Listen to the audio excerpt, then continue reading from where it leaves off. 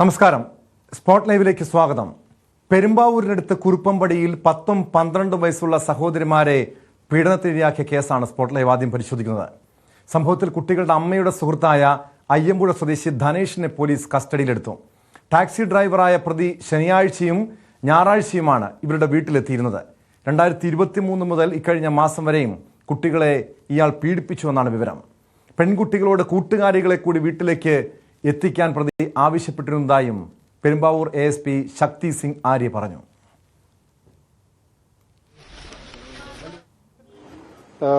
Living together with mother is asking this elder sister to bring one more friend to their house. So this elder Penkuti wrote a letter saying that my father wants you to come to my house. So this letter was seen by another friend whose mother is their teacher in the school. Then they informed us about this incident and we went to the school, recorded statement of the elder girl, and based on the statement we have arrested the accused Danesh Kumar, 38 vayasund, Ayampura native, jolly driver ayirunu. So further investigation is ongoing and this is the information so far we can provide. We are investigating the role of mother. As of now we cannot conclude anything. കുട്ടികളുടെ അമ്മയായ യുവതിയുടെ ഭർത്താവ് 2 വർഷം മുൻപ് മരിച്ചിരുന്നു. അതിനുശേഷമാണ് ഇരുവരും തമ്മിൽ ബന്ധമുണ്ടാകുന്നത്. അമ്മയുടെ അറിവോടെയാണോ പീഡനം എന്നറിയാൻ പോലീസ് ഇയാളെ വിശദമായി ചോദ്യം ചെയ്യുകയാണ്.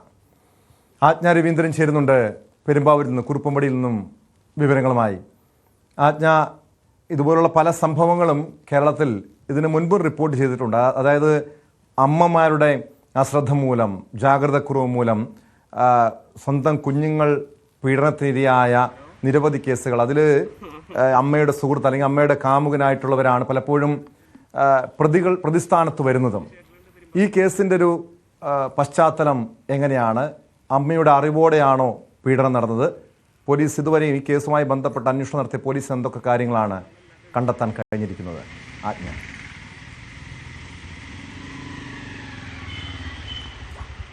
ടോം, ഇക്കാര്യത്തിൽ അമ്മയുടെ അറിവോടെയാണോ കുഞ്ഞുങ്ങളെ പീഡിപ്പിച്ചത് എന്നുള്ള കാര്യവും പ്രത്യേക സംഘം അന്വേഷിക്കുന്നുണ്ട്. എന്തായാലും കുഞ്ഞുങ്ങളെ പീഡനത്തിന് ഇരയാക്കാനുള്ള കാരണം അമ്മയുമായിട്ടുള്ള ഇദ്ദേഹത്തിൻ്റെ ധനേഷും അമ്മയും തമ്മിലുള്ള ബന്ധം തന്നെയാണ്.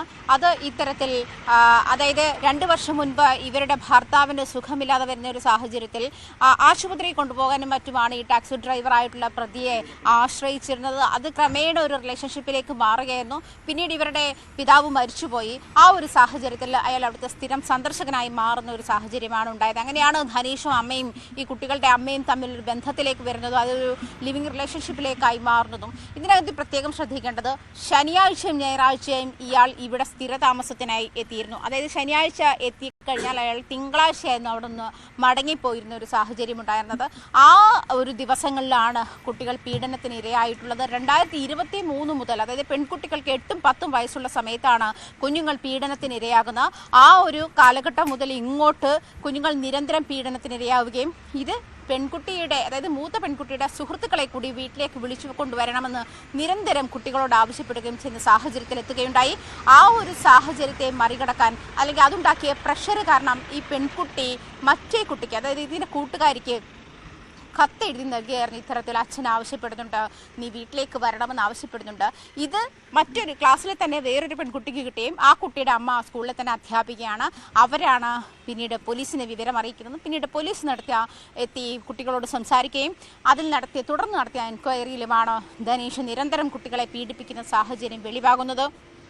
ഇത് ചൈൽഡ് ലൈൻ പ്രവർത്തകർ ഉൾപ്പെടെയുള്ള ആളുകളെ റിപ്പോർട്ട് ചെയ്തിട്ടുമുണ്ട്. കുട്ടികൾ ഇപ്പോൾ പരീക്ഷാ കാലമായതുകൊണ്ട് കുട്ടികളെ കൂടുതൽ ചോദ്യം ചെയ്യുന്ന സാഹചര്യത്തിലേക്ക് മാറിയില്ല. പക്ഷേ ഈ പ്രതിയെ വൈദ്യപരിശോധനയ്ക്ക് ശേഷം ഇന്ന് കോടതിയിൽ ഹാജരാക്കി റിമാൻഡ് ചെയ്യുമെന്നാണ് മനസ്സിലാക്കാൻ കഴിയുന്നത്. എന്തായാലും ടോം സൂചിപ്പിച്ചതുപോലെ അമ്മയുടെ അശ്രദ്ധക്കുറവാണോ ഈ കുഞ്ഞുങ്ങളെ പീഡിപ്പിക്കുന്ന ഒരു സാഹചര്യത്തിലേക്ക് എത്തിയിട്ടുള്ളത്? പിന്നീട് ഈ പ്രതിയുടെ അവസ്ഥ എന്താണ്? അയാൾ പീഡോഫീലിയ ഉള്ള ഒരാളാണോ? തുടങ്ങിയ കാര്യങ്ങളും പോലീസ് അന്വേഷിക്കുന്നുണ്ട്. ടോം, തീർച്ചയായും ആജ്ഞ സൂചിപ്പിച്ചതുപോലെ അതുപോലുള്ള കാര്യങ്ങൾ പോലീസ് പരിശോധിക്കുന്നുണ്ടായിരിക്കാം. പക്ഷെ എങ്ങനെയാണ് ഈ 2 വർഷം മുൻപാണ് ഈ യുവതിയുടെ ഭർത്താവ് മരിച്ചത്? അങ്ങനെ അതിനുശേഷം, അതായത് ഇത് രോഗിയായിട്ടുള്ള വ്യക്തിയായിരുന്നു, ഈ ഭർത്താവിന് ചില അസുഖങ്ങളുണ്ടായിരുന്നു. അതേ തുടർന്ന് പതിവായി ഈ ധനേഷിൻ്റെ വാഹനമായിരുന്നു അവർ ടാക്സിയായി വിളിച്ചിരുന്നത്. അങ്ങനെ പിന്നീട് ഇദ്ദേഹം മരണപ്പെടുന്നു. അതിനുശേഷം ഈ യുവതിയും ഈ ധനേഷും തമ്മിൽ ബന്ധത്തിലാകുന്നു. ഇതൊന്നും നാട്ടുകാർക്കോ അല്ലെങ്കിൽ ഇവരുടെ ബന്ധുക്കൾക്കൊന്നും അറിവുണ്ടായിരുന്നില്ലേ? ഇതുപോലുള്ള സംഭവം ഈ 2 വർഷമായി ഈ കുട്ടികളെ ഇയാൾ പീഡിപ്പിച്ചിട്ടും ഒരിക്കൽ പോലും അത് പുറത്തറിയാതിരുന്നത്, അതും ആ വീട്ടിലുള്ള അമ്മ അതറിയാതിരുന്നത്, അറിഞ്ഞില്ല എന്ന് പറയുന്നത് അത്ര വിശ്വസിക്കാവുന്ന കാര്യം തന്നെയാണോ ആജ്ഞ? ടോം സൂചിപ്പിച്ചതുപോലെ ഈ അമ്മ ഇത്തരം കാര്യങ്ങൾ അറിഞ്ഞിരുന്നില്ല എന്നുള്ള കാര്യത്തിൽ അവിശ്വസനീയതയുണ്ട്. കാരണം പ്രതി പോലീസിന് നൽകിയിരിക്കുന്ന മൊഴി അനുസരിച്ചിട്ട് ഈ അമ്മയുമായുള്ള റിലേഷൻഷിപ്പ് അവസാനിപ്പിക്കാനാണ് കുഞ്ഞുങ്ങളെ പീഡിപ്പിച്ചതെന്നാണ് പറയുന്നത്. അപ്പോൾ ആ ഒരു സാഹചര്യം കൂടി കണക്കിലെടുക്കുമ്പോൾ അമ്മ അറിയാതെ പോവുക, അല്ലെങ്കിൽ അമ്മയെ ഭീഷണിപ്പെടുത്താൻ വേണ്ടിയിട്ടാണെങ്കിൽ കൂടിയും മക്കൾ ഇത്തരത്തിൽ ഉപയോഗപ്പെടുമെന്നുള്ള ഒരു ധാരണയെങ്കിലും അമ്മയ്ക്ക് ഉണ്ടാകേണ്ടതാണ്. അത്തരമൊരു സാഹചര്യത്തിൽ ഈ അമ്മ അറിഞ്ഞിട്ടുണ്ടോ എന്നുള്ള കാര്യം പോലീസ് പരിശോധിച്ച് വരികയാണ്. അതുകൂടി കണക്കിലെടുത്തായിരിക്കും ഈ കേസിൻ്റെ തുടർ നടപടികൾ ഉണ്ടാവുക എന്നാണ് മനസ്സിലാക്കാൻ കഴിയുന്നത്. കാരണം കുഞ്ഞുങ്ങളെ പീഡിപ്പിച്ചതിന് പ്രധാനപ്പെട്ട റീസൺ പ്രതി പോലീസിനോട് പറയുന്നത് ഇങ്ങനെയാണ്: അമ്മയെ ഈ റിലേഷൻഷിപ്പ്, അമ്മയുമായുള്ള ബന്ധം അവസാനിപ്പിക്കുക എന്നുള്ള ലക്ഷ്യത്തോടു കൂടിയാണ്. പക്ഷേ മറ്റു പെൺകുട്ടികളെ കൂടി ആവശ്യപ്പെടുന്ന ഒരു സാഹചര്യം കൂടി കണക്കിലെടുക്കുമ്പോൾ ഇയാൾ നിരന്തരം ഇങ്ങനത്തെ ഒരു ശീലമുള്ള ആളാണ്, അല്ലെങ്കിൽ കുഞ്ഞുങ്ങളെ പീഡനത്തിന് ഇരയാക്കുന്ന ശീലമുള്ള ആളാണോ? ഇത്തരം കാര്യങ്ങളൊക്കെ പരിശോധിക്കേണ്ടതുണ്ട്. ഇത്തരം കാര്യങ്ങളും പോലീസ് പരിശോധിച്ച് വരികയാണ് എന്ന് തന്നെയാണ് ASP നമ്മളോട് സംസാരിച്ചത്. അങ്ങനെയാണ്. എന്തായാലും ഈ കാര്യത്തിൽ ടോം സൂചിപ്പിച്ചതുപോലെ അമ്മ ഈ കാര്യത്തിൽ കാണിച്ച ജാഗ്രത കുറവാണ് കുഞ്ഞുങ്ങളെ ഈ ഒരു പീഡനത്തിലേക്ക്, അല്ലെങ്കിൽ ഇങ്ങനെ ഒരാൾ ഈ കുഞ്ഞുങ്ങളെ പീഡിപ്പിക്കാൻ വേണ്ടി തുനിഞ്ഞിറങ്ങിയ ഒരു സാഹചര്യം ഉണ്ടായത് എന്ന് തന്നെയാണ്. നേരത്തെ തന്നെയും കേരളത്തിൽ റിപ്പോർട്ട് ചെയ്യപ്പെട്ടുള്ള വാളയാർ കേസ് ഉൾപ്പെടെയുള്ള കേസുകൾ എടുക്കുകയാണെങ്കിലും കുഞ്ഞുങ്ങൾ ഇത്തരത്തിൽ പീഡിപ്പിക്കപ്പെടുന്ന സാഹചര്യം ഉണ്ടാക്കിയത് വീട്ടിലെ സാഹചര്യങ്ങൾ തന്നെയാണ്. പലപ്പോഴും അത് അമ്മയുടെ ആൺ സുഹൃത്തുക്കൾ പീഡനത്തിന് കുഞ്ഞുങ്ങളെ ഇരയാക്കുന്ന സാഹചര്യം, ആൺകുഞ്ഞുങ്ങളാണെങ്കിൽ അവർ ഗാർഹിക പീഡനത്തിന്, മർദ്ദനത്തിന് ഇരയാകുന്ന സാഹചര്യം തുടങ്ങിയ സാഹചര്യങ്ങളൊക്കെ ഉണ്ടാകുന്ന അവസ്ഥയുണ്ട്. അത് ഇത്തരത്തിലുള്ള ആളുകൾ തമ്മിലുള്ള റിലേഷൻഷിപ്പ് എന്ന് പറയുന്നത് അത് അപ്പോൾ കൂടെയുള്ള കുഞ്ഞുങ്ങളെ ഏത് തരത്തിൽ ബാധിക്കുന്നു എന്നുള്ളൊരു കാര്യത്തിൽ ജാഗ്രത കാണിച്ചിട്ടില്ല എന്ന് തന്നെയാണ് ഈ കേസ് മനസ്സിലാക്കുന്നത്. അല്ലെങ്കിൽ കേരളത്തിൽ നിന്നും ഈ അടുത്തായി റിപ്പോർട്ട് ചെയ്യപ്പെടുന്ന ഇത്തരം പോക്സോ കേസുകളിലെ ഒക്കെ ഇത്തരം റിലേഷൻഷിപ്പുകൾ കാരണങ്ങളാകാറുണ്ട്. ആ കാരണത്തിൽ ഇത്തരം അമ്മമാർക്ക് അല്ലെങ്കിൽ പാരൻസിനുണ്ടാകുന്ന ജാഗ്രത കുറവ് പല കുഞ്ഞുങ്ങളും ഇത്തരം ചതിക്കുഴികളിലേക്ക് ചെന്ന് വീഴുന്ന സാഹചര്യവും ഉണ്ടായിട്ടുണ്ട്. എന്നിരുന്നാൽ പോലും ഇയാൾ പീഡോഫീലിയ ഉള്ള ഒരാളാണോ എന്നുള്ള കാര്യം പോലീസ് പരിശോധിച്ച് വരുന്നുണ്ട്. കാരണം എന്തുകൊണ്ടാണ് കൂട്ടുകാരികളെ കൂടി ഇതിലേക്ക് കൊണ്ടുവരണം എന്ന് ഇയാൾ ആവശ്യപ്പെട്ടത് എന്നുള്ളൊരു ചോദ്യം ബാക്കിയാകുന്നുണ്ട്. അത്തരത്തിലുള്ള പരിശോധനകളും നടന്നു വരുന്നുണ്ട്. ടോം.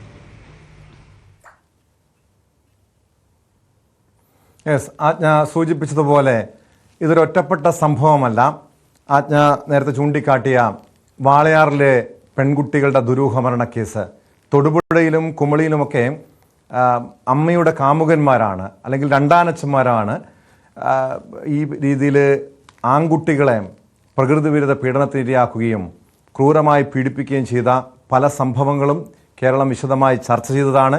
ഇവിടെ ഏറ്റവും കൂടുതൽ വിമർശിക്കപ്പെട്ടത് അല്ലെങ്കിൽ ചോദ്യം ചെയ്യപ്പെട്ടത്, ചർച്ചയായത് ഈ അമ്മമാരുടെ ഭാഗത്തുണ്ടായ വീഴ്ചയും ജാഗ്രത കുറവും അവരുടെ അശ്രദ്ധയുമൊക്കെയാണ്.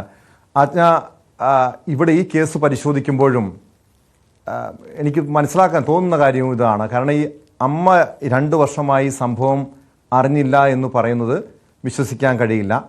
ഇനി അമ്മയുടെ അറിവോടെയാണ്, അല്ലെങ്കിൽ അമ്മ ബോധപൂർവ്വം അറിഞ്ഞിട്ടും ഇത് മറച്ചു വെച്ചുവെങ്കിൽ അമ്മയ്ക്കെതിരെയും പോലീസിൻ്റെ ഭാഗത്തുനിന്ന് നടപടി ഉണ്ടാകുമോ? ഈ 2 പെൺകുട്ടികളും ഇപ്പോൾ അമ്മയുടെ സംരക്ഷണയിലാണ് ഉള്ളത്.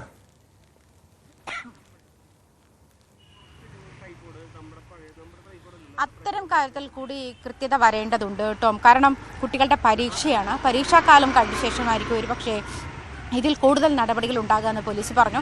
അതല്ല, ഇപ്പോൾ കുട്ടികളുടെ അവസ്ഥ എന്താണ്, അവർക്ക് മറ്റൊരു ഷെൽട്ടർ ആവശ്യമുണ്ടോ, അത് പോലീസ് പ്രൊവൈഡ് ചെയ്യണോ, തുടങ്ങിയ കാര്യങ്ങളൊക്കെ ചൈൽഡ് ലൈൻ പ്രവർത്തകരുമായി ആലോചിച്ച ശേഷം തീരുമാനിക്കുമെന്നാണ് പോലീസ് അറിയിച്ചിട്ടുള്ളത്. എന്നിരുന്നാൽ പോലും ഇപ്പോൾ ടോം സൂചിപ്പിച്ചതുപോലെ കുട്ടികളുടെ സുരക്ഷ ഒരു പ്രധാനപ്പെട്ട കാര്യമാണ്. അമ്മയുടെ ഒപ്പം കുഞ്ഞുങ്ങളെ താമസിപ്പിക്കുന്നത് എത്രത്തോളം സുരക്ഷിതമാണ് എന്നുള്ള കാര്യം ചോദ്യം ബാക്കിയാകുന്നുണ്ട്. കാരണം ഈ കഴിഞ്ഞ 2 വർഷവും അമ്മ ഇത് അറിഞ്ഞിട്ടില്ല എന്നുള്ള ഒരു കാര്യം മുന്നോട്ട് വയ്ക്കുന്നു. പക്ഷേ അമ്മയെ ഒഴിവാക്കാൻ വേണ്ടിയിട്ടാണ് ഇത്തരത്തിലുള്ള കുഞ്ഞുങ്ങളെ പീഡിപ്പിക്കുന്ന ഒരു സാഹചര്യം ഉണ്ടായത് എന്ന് പറയുമ്പോൾ തന്നെ അത്തരത്തിലും അമ്മയെ അറിയിച്ചിട്ടുണ്ടാകാം. ഒഴിഞ്ഞു പോയില്ലെങ്കിൽ കുഞ്ഞുങ്ങളെ ഞാൻ ഇത്തരത്തിൽ പീഡിപ്പിക്കും അല്ലെങ്കിൽ പീഡിപ്പിക്കുന്നുണ്ട് എന്നുള്ളൊരു മെസ്സേജ് കൊടുക്കാതിരുന്നിട്ടുണ്ടാകില്ല. അങ്ങനെയാണെങ്കിൽ അതല്ല പോലീസിന് മുന്നിൽ രക്ഷപ്പെടാൻ വേണ്ടിയിട്ടുള്ള ഒരു ന്യായം മാത്രമാണെങ്കിൽ അതിനകത്ത് വീണ്ടും ചോദ്യങ്ങളുണ്ടാവും. പക്ഷേ അമ്മ അറിഞ്ഞിട്ടില്ല എന്ന് പറയുന്നതിൽ അല്പം ദുരൂഹമാണ്. ഈ 2 വർഷക്കാലവും ശനിയും ഞായറും നിരന്തരമായി വീട്ടിൽ വരുന്ന ഒരാൾ അവരുടെ ഭാഗത്തുനിന്ന് കുഞ്ഞുങ്ങൾക്ക് പീഡനമുണ്ടാകുന്നു. കുഞ്ഞുങ്ങളുടെ മാനസിക വ്യഥ അത്രത്തോളം ഉണ്ടായിട്ട് തന്നെ ആയിരിക്കാം അത് കൂട്ടുകാരിയുടെ അടുത്ത് ഷെയർ ചെയ്യാൻ, അത്രയും സമ്മർദ്ദമുണ്ടായിട്ടായിരിക്കാം അത് കൂട്ടുകാരിയുടെ അടുത്ത് ഷെയർ ചെയ്യാൻ ആ കുട്ടിക്ക് തോന്നിയത്. ഈ കൂട്ടുകാരികളെ കൂടി വീട്ടിലേക്ക് കൊണ്ടുവരണമെന്ന് ഇയാൾ നിരന്തരം ആവശ്യപ്പെടുകയും ആ സമ്മർദ്ദത്തിലാണ് കൂട്ടുകാരിക്ക് ലെറ്റർ എഴുതുന്നത്. അച്ഛൻ നിന്നെ വീട്ടിലേക്ക് കൂട്ടിക്കൊണ്ടുവരണമെന്ന് ആവശ്യപ്പെടുന്നുണ്ട് എന്ന് പറയുകയും ആ ലെറ്റർ അധ്യാപികയ്ക്ക് കിട്ടുകയും അധ്യാപിക പോലീസിനെ അറിയിക്കുകയും ചെയ്ത ഇപ്പോൾ എത്തി നിൽക്കുന്ന ഈ ഒരു സാഹചര്യത്തിലേക്ക് നയിച്ചത് അങ്ങനെയാണ്. ഇത് അധ്യാപിക അറിയുന്നതിന് മുൻപുള്ള സാഹചര്യത്തെ പോലും അമ്മ അറിഞ്ഞിട്ടില്ലേ? വ്യക്തമാണ്. ആജ്ഞ രവീന്ദ്രനാണ് വിവരങ്ങൾ നൽകിയത്. പെരുമ്പാവൂർ കുറുപ്പമ്പടിയിൽ നിന്നും. കുറുപ്പമ്പടിയിലാണ് അമ്മയുടെ സുഹൃത്ത് 2 പെൺമക്കളെ 2 പെൺകുട്ടികളെ ലൈംഗികമായി കഴിഞ്ഞ 2 വർഷത്തോളം ചൂഷണം ചെയ്തത്. സംഭവത്തിൽ അമ്മയ്ക്ക് പങ്കുണ്ടോ, അമ്മ ഈ സംഭവം അറിഞ്ഞിട്ടും മറച്ചു വെക്കുകയായിരുന്നു എന്ന കാര്യവും പോലീസ് പരിശോധിക്കുന്നുണ്ട്. ഇപ്പോൾ വന്നൊരു പ്രധാനപ്പെട്ട വാർത്തയിലേക്കാണ് സ്പോട്ട് ലൈവിന് പോകുന്നത്. ഛത്തീസ്ഗഡിലെ ബിജാപൂർ ജില്ലയിൽ ഏറ്റുമുട്ടലിൽ സുരക്ഷാ സേന 18 നക്സലുകളെ വധിച്ചു. ഏറ്റുമുട്ടലിൽ ഒരു പോലീസ് ജവാനും കൊല്ലപ്പെട്ടു. വനത്തിൽ രാവിലെ 7 മണിയോടെ ഗംഗലൂർ പോലീസ് സ്റ്റേഷൻ പ്രദേശത്ത് നക്സലൈറ്റ് വിരുദ്ധ ഓപ്പറേഷൻ നടത്തുന്നതിനിടെയാണ് വെടിവെപ്പുണ്ടായത്. മനു ഭരത് ചേരുന്നുണ്ട് വിവരങ്ങളുമായി. മനു, എനിക്ക് തോന്നുന്നു ഈ സമീപകാലത്ത് നടക്കുന്ന ഏറ്റവും വലിയ നക്സൽ വേട്ടയായി തന്നെ ഇതിനെ കാണേണ്ടി വരും. ഈ നക്സൽ സേന അല്ലെങ്കിൽ നക്സലൈറ്റുകൾ വളരെ കൂടുതലുള്ള അല്ലെങ്കിൽ അവരുടെ ഒരു സാന്നിധ്യമുള്ള ഒരു പ്രദേശം തന്നെയായിരുന്നു ഇത്. എങ്ങനെയാണ് സംഭവം ഉണ്ടാകുന്നത്? ഏറ്റവും പുതിയ വിവരങ്ങൾ. ടോം, ഈ ഛത്തീസ്ഗഡിൽ നക്സലൈറ്റുകൾക്കെതിരെ ശക്തമായ ഒരു ഓപ്പറേഷൻ തുടർച്ചയായി തന്നെ അവിടുത്തെ സുരക്ഷാ സേന നടത്തുന്നു എന്ന കാര്യം വ്യക്തമാണ്. കഴിഞ്ഞ 1 മാസങ്ങൾക്ക് മുമ്പാണ് അവിടെ 31 പേർ കൊല്ലപ്പെട്ട അല്ലെങ്കിൽ 31 നക്സലൈറ്റുകളെ വധിച്ച ഒരു ഓപ്പറേഷൻ അവിടെ നടന്നത്. അതേ സ്ഥലത്ത് തന്നെ ഇന്ദ്രാവതി വനത്തിന് സമീപത്ത്, അതായത് ഈ ദണ്ഡേവാഡ ജില്ലയുടെ അതിർത്തി, ബിജാപൂർ ദണ്ഡേവാഡ ജില്ലകളുടെ അതിർത്തിയിലാണ് ഈ വനപ്രദേശം. അവിടെയാണ് ഈ ഏറ്റുമുട്ടൽ നടന്നിരിക്കുന്നത്. സ്വാഭാവികമായി രാവിലെ 7 മണിക്ക് മുമ്പ് തന്നെയാണ് ഈ ഓപ്പറേഷൻ ആരംഭിച്ചത്. ആ ഘട്ടത്തിൽ നക്സലൈറ്റുകൾ വെടിയുതിർക്കുകയായിരുന്നു. തുടർന്നാണ് സുരക്ഷാ സേന തിരിച്ച് ആക്രമിച്ചത്. അപ്പോൾ ഇന്ദ്രാവതി നാഷണൽ പാർക്ക് ഏരിയ എന്ന് പറയുന്നത് നമുക്കറിയാം ഒരു വനപ്രദേശമാണ്. അതിനുള്ളിൽ നിരവധി നക്സലൈറ്റുകളുടെ വലിയ സംഘം തന്നെ തമ്പടിച്ചിട്ടുണ്ട് എന്ന വിവരം നേരത്തെ തന്നെ ഛത്തീസ്ഗഡ് സുരക്ഷാ സംവിധാനങ്ങൾക്കുണ്ട്. അതുകൊണ്ട് തന്നെ ആ പ്രദേശത്ത് തുടർച്ചയായ ഒരു കോമ്പിംഗ് ഓപ്പറേഷൻ നടത്തുക എന്നത് ഒരു ഇടവിട്ടുള്ള ഒരു രീതിയായി അവിടെ സുരക്ഷാ ഏജൻസികൾ തുടരുന്നുമുണ്ട്. അതാണ് ഇന്ദ്രാവതി വനത്തിന് തൊട്ടടുത്തായി 31 നക്സലൈറ്റുകളെ കഴിഞ്ഞ മാസം ഏറ്റുമുട്ടലിൽ വധിക്കുന്ന ഒരു സാഹചര്യം ഉണ്ടായത്. ഇന്ന് രാവിലെ തുടങ്ങിയ ഈ ഏറ്റുമുട്ടലിൽ അവർ ആദ്യം നമ്മുടെ സുരക്ഷാ സേനയ്ക്ക് നേരെ വെടിയുതിർക്കുകയായിരുന്നു. തുടർന്നാണ് ശക്തമായ ഏറ്റുമുട്ടൽ നടന്നത്. 18 പേരെ ആദ്യഘട്ടത്തിൽ തന്നെ കൊലപ്പെടുത്തി.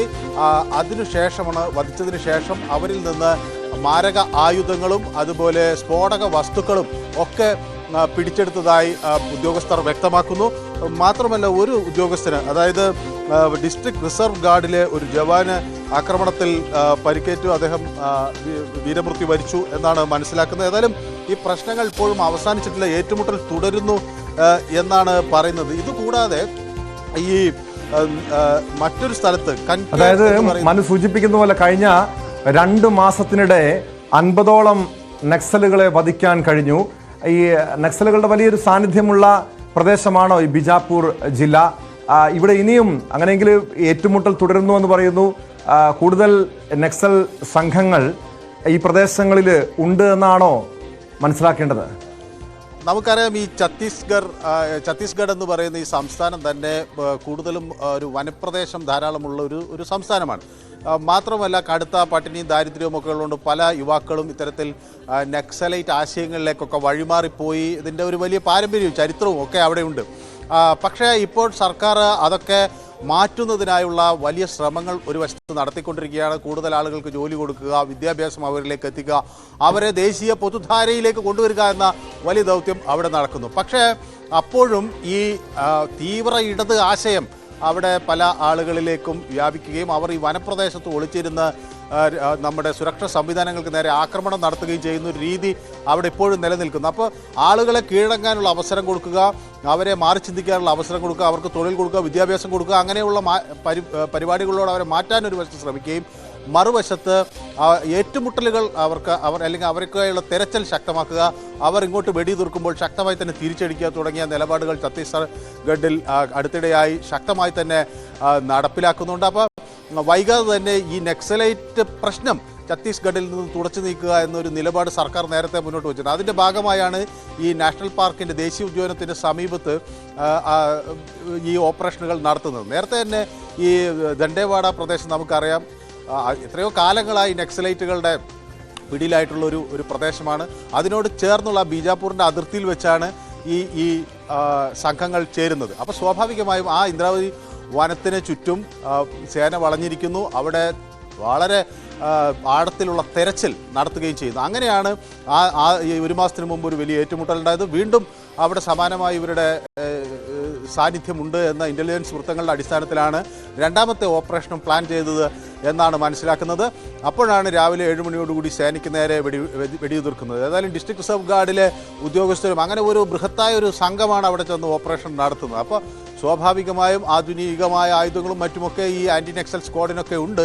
അതൊക്കെ നക്സലൈറ്റുകൾക്ക് ഇത്തരം പ്രവർത്തനങ്ങൾ വെടിയുതിർക്കുമ്പോൾ അവർക്ക് നേരെ തിരിച്ചു വെടിവെക്കാനൊക്കെ അല്ലെങ്കിൽ അവരെ തിരിച്ചാക്രമിക്കാനൊക്കെ ശക്തമായ സംവിധാനം അവിടെ സേനാ അംഗങ്ങളുടെ കയ്യിലുണ്ട്. അപ്പോൾ സ്വാഭാവികമായും നക്സലൈറ്റുകളെ അവസാനിപ്പിക്കാൻ കഴിയും, അല്ലെങ്കിൽ അങ്ങനത്തെ ഈ രാജ്യത്തിൻ്റെ പരമാധികാരത്തെ ചോദ്യം ചെയ്യുന്ന രാഷ്ട്രീയ നീക്കങ്ങളെ അവസാനിപ്പിക്കാൻ കഴിയും എന്ന ഒരു നിലപാടാണ് അവിടെ ഉള്ളത്. അപ്പോൾ 18 പേർ മരിച്ചു എന്നാണ് ആദ്യം വിവരം വന്നത്. ഇപ്പോൾ 4 പേർ കൂടി മരിച്ചതായി വിവരം വന്നിരിക്കുന്നത്. അത് ബിജാപ്പൂരിലാണോ കങ്കേർ എന്ന ഒരു ജില്ലയിലാണ് 4 പേർ മരിച്ചത് എന്നതിനെ സംബന്ധിച്ചാണ് ഇപ്പോൾ കൂടുതൽ സ്ഥിരീകരണം വന്നിരിക്കുന്നത്. അപ്പോൾ ബിജാപ്പൂരിൽ 18 പേർ മരിച്ചിരിക്കുന്നു, കങ്കേറിൽ ജില്ലയിലാണ് മറ്റ് 4 പേർ മരിച്ചിരിക്കുന്നത്. ഛത്തീസ്ഗഡിൽ ഉടനീളം നക്സലൈറ്റ് സാന്നിധ്യമുള്ള അടുത്തെല്ലാം തുടർച്ചയായി ഓപ്പറേഷനുകൾ നടക്കുന്നു എന്നാണ് നമ്മൾ ഇതിൽ നിന്ന് വ്യക്തമാക്കേണ്ടത്.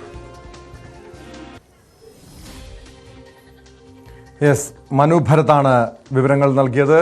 ഛത്തീസ്ഗഡിലെ ബിജാപ്പൂർ ജില്ലയിൽ ഉൾപ്പെടെയാണ് ഏറ്റുമുട്ടലിൽ സുരക്ഷാ സേന നക്സലുകളെ വധിച്ചത്. 18-20ഓളം പേർ കൊല്ലപ്പെട്ടുവെന്നാണ് പുറത്തുവരുന്ന വിവരങ്ങൾ.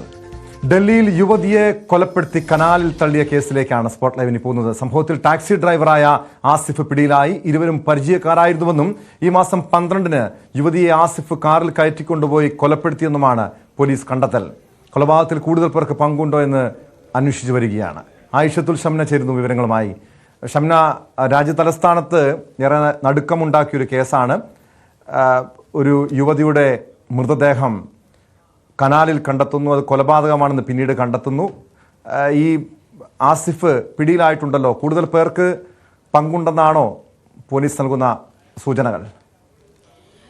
കൃത്യമായി ഈ കാര്യത്തിൽ ഒരു വ്യക്തത ഇതുവരെ വന്നിട്ടില്ല. പക്ഷേ കൂടുതൽ പേർക്ക് പങ്കുണ്ടാകാമെന്ന ഒരു നിഗമനത്തിലേക്കാണ് ഇപ്പോൾ പോലീസ് എത്തുന്നത്. കാരണം ഈ യുവതിയുടെ മൃതദേഹം ഈ യുവതി കൊല്ലപ്പെടുന്നത് 12-ാം തീയതിയാണ്. അതിനുശേഷം 5 ദിവസങ്ങൾക്ക് ശേഷം 17-ാം തീയതിയാണ് മൃതദേഹം കനാലിൽ നിന്ന് കണ്ടെടുക്കുന്നത്.